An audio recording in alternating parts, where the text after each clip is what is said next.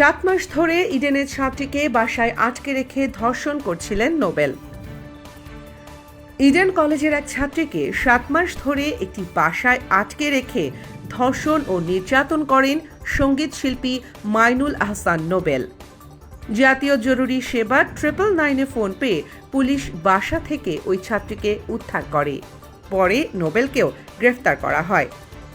মঙ্গলবার 20 মে সাংবাদিকদের কাছে এসব তথ্য নিশ্চিত করেন ডেমরা থানার ভারপ্রাপ্ত কর্মকর্তা ওসি মাহমুদুর রহমান।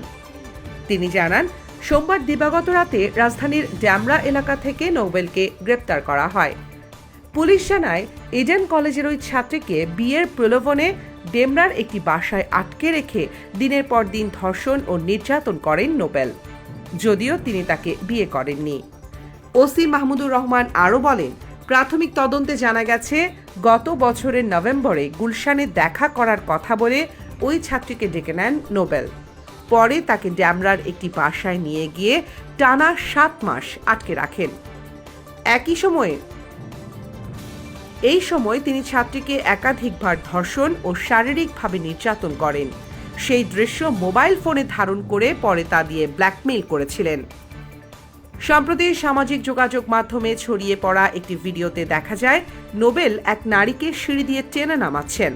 ওসি জানান, ভিডিওতে দেখা যাওয়া নারী ভুক্তভোগী ছাত্রী। ভিডিওটি দেখার পর মেয়েটির বাবা মা টাঙ্গাইল থেকে ঢাকায় এসে বিস্তারিত জানতে পারেন। পরে তারা 999-এ ফোন করে পুলিশের সহায়তা চান।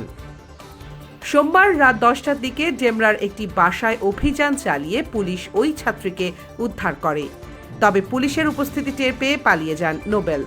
পরে তথ্য প্রযুক্তির সহায়তায় রাত 2টার দিকে তাকে ডেমরা এলাকা থেকেই গ্রেফতার করা হয়। নোবেলের বিরুদ্ধে ধর্ষণ, নারী নির্যাতন ও পর্নোগ্রাফি আইনে পৃথক মামলা দায়ের করা হয়েছে বলে জানিয়েছেন ডেমরা থানার ওসি। তিনি বলেন, ধর্ষণের ভিডিও ধারণ করে ব্ল্যাকমেইলের অভিযোগেও মামলা হয়েছে। Real link entertainment desk.